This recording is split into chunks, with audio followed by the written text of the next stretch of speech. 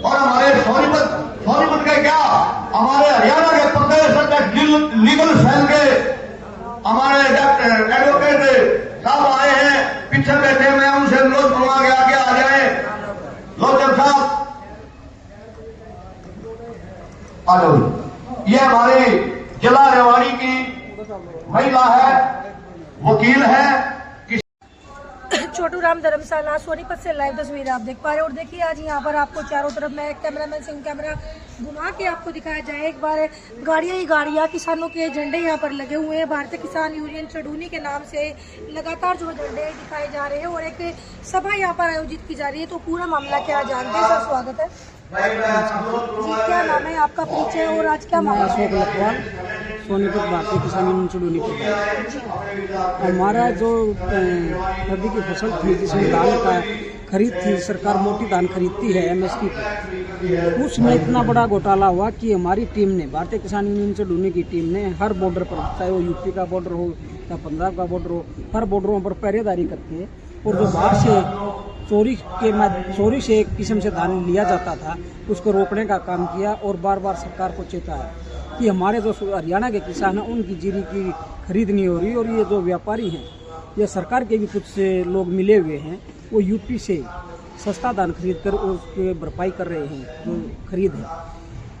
इसके लिए सरकार ने कुछ कार्रवाई नहीं की। तो हमारे जो राष्ट्रीय अध्यक्ष सरदार गुरनाम सिंह चढ़ूनी जी ने ऐलान किया था कि हम हर जिले में डीसी के माध्यम से राष्ट्रीय प्रधानमंत्री को और मुख्यमंत्री को ज्ञापन देंगे और तब भी कार्रवाई नहीं होती तो हम 23 मार्च को एक बहुत बड़ी रैली करने जा रहे हैं।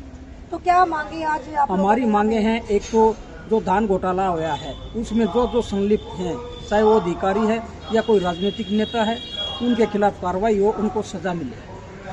लेकिन सरकार तो लगातार दावे करती थी किसानों के लिए बहुत सारी विकास योजनाएं जो है लेके आई सरकार, तो इस विषय पे आप क्या कहेंगे? सरकार का जो देख लो कल बजट पास हुआ उसमें किसानों के लिए क्या लेके आई, क्योंकि जब बजट आता है तो ये सोचता है हर वर्ग, व्यापारी, कर्मचारी, मजदूर, किसान, सब ये सोचते हैं कि भाई इसमें किसानों के लिए कुछ न कुछ सरकार राहत देगी या फसल का कोई भाव बढ़ाएगी, लेकिन क्या दिया? कुछ भी नहीं।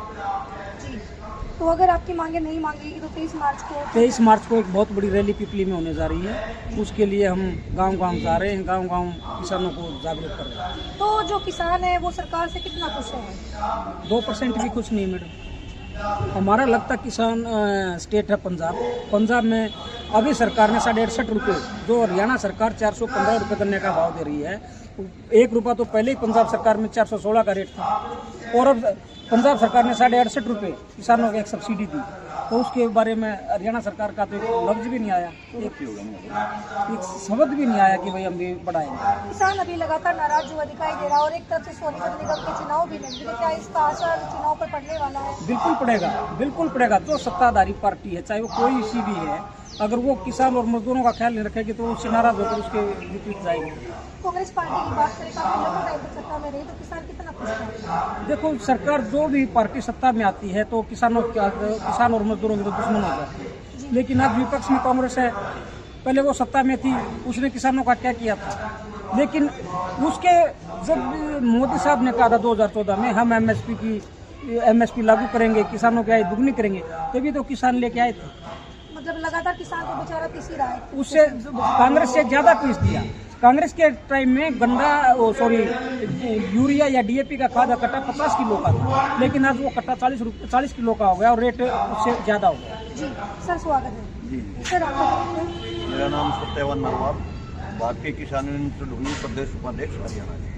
तो आज जो ये सभा यहाँ पे हुई है, किस लिए आप लोग यहाँ पे बैठे थे, क्या मांगते थे? देखिए, जो आज ये सभा हुई है, जिस तरह से अंग्रेजों के टाइम पे हमारे पूर्वजों ने आज़ादी की लड़ाई लड़ी, इसी तरह ये किसान और मजदूर की आर्थिक आज़ादी की लड़ाई हम लड़ने जा रहे हैं। और शहीद आजम भगत सिंह का 23 मार्च का जो शहीदी दिवस है, उस दिन हमें पिपली कुरुक्षेत्र से इस लड़ाई का किसान क्रांति रैली का नाम दिया गया है। शुरुआत करेंगे और उस लड़ाई का शुरू करने से पहले हम गांव दर गांव, जिला दर जिला, ब्लॉक दर ब्लॉक हम जा रहे हैं, अपनी तैयारियां कर रहे हैं। जो क्रांतिकारी योद्धा किसान मजदूर लोग हैं उनकी हम टोली बना रहे हैं, उनको जिम्मेवारी दे रहे हैं ताकि ये आर्थिक आज़ादी की लड़ाई सरकार से। देखो, हमें लगता है कि हमारी बात मांगी जाएगी। जब भी किसान और मजदूर देश का इकट्ठा हुआ है, पीछे 3 जो बड़े कानून बनाए थे, हमारी 13 महीने लगे हों, लेकिन सरकार को झुका के माने हम। अब भी अगर किसान और मजदूर अगर इकट्ठा हुए अच्छी तरह से तो जरूर हमारी बात सुनी जाएगी, क्योंकि हमारी बात कोई गलत नहीं है। हमारी जो मुख्य मांगे हैं, इस साल जो सरकार ने न्यूनतम कम से कम जो रेट तय किया था, प्याज का ये हिसाब लगाया जाए। सरकार को सब पता है, अगर ये पूरा हरियाणा प्रदेश में देखोगे तो हजारों करोड़ रुपए 2-2 साल 3-3 साल ये बीमा कंपनी जो फसल मुआवजा मिल रहा था ये किसानों का, वो लंबित पड़ा रहता है।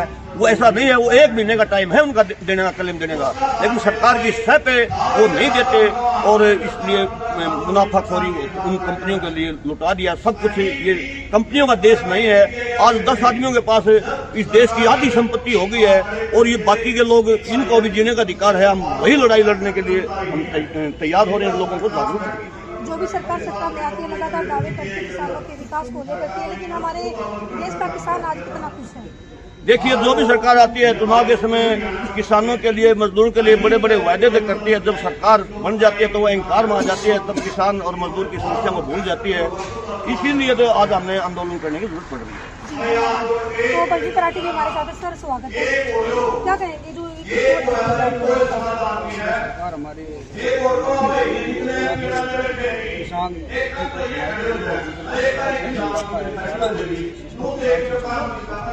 लोगों को समझना चाहिए और हमारी सरकार पे कितना भरोसा आप लोग करते हैं? क्या मांगे मान ली जाएगी आप लोगों की?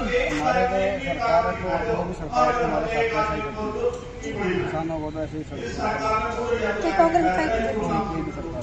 तो आप कितना भरोसा, मांगे मान ली जाएंगी? देखो, भरोसा तो है, क्योंकि नकारात्मक सोचेंगे तो नकारात्मक ही रिजल्ट आए।